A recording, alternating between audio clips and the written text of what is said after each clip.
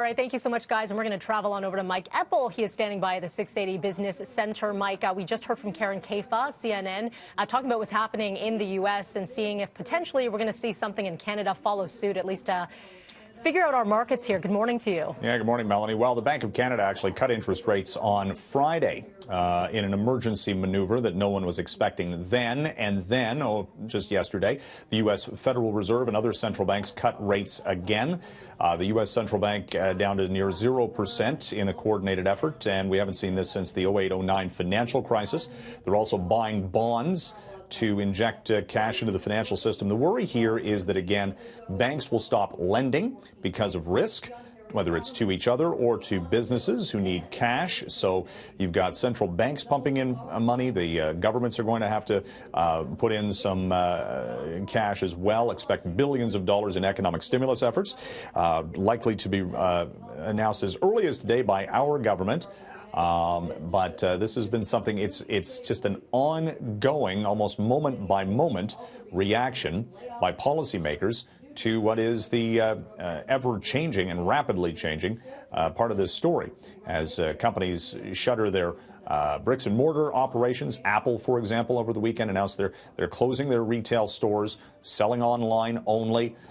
We've got Starbucks going to an all, just a drive-through model. Other companies, malls are shutting down. I mean, it's just this ripple effect that is having on the economy.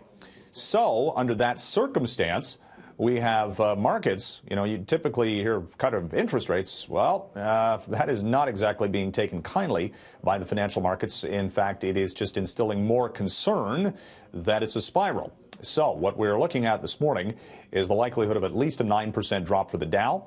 We have the biggest names on Wall Street indicated down 10%, Apple, Microsoft.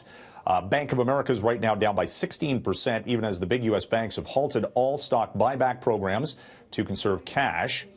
The airlines are down about 15% each. Cruise ship operators, we'll see where that industry is when all of this is said and done.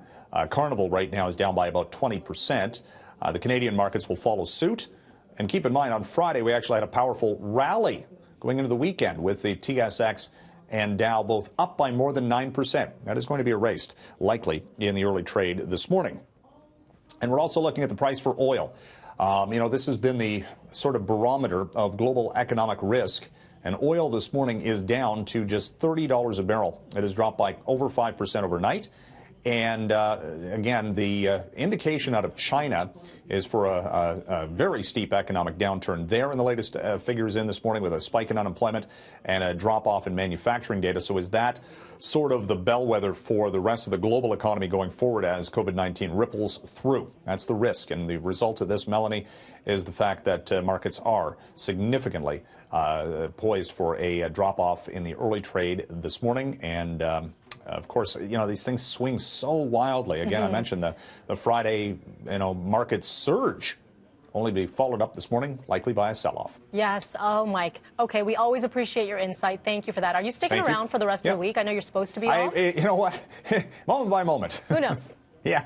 Like the news. Yeah, that's right. It's subject to change, as everything is right now. Constantly developing, Mike. Yes. Appreciate your time. Stay safe. Stay healthy. Yep.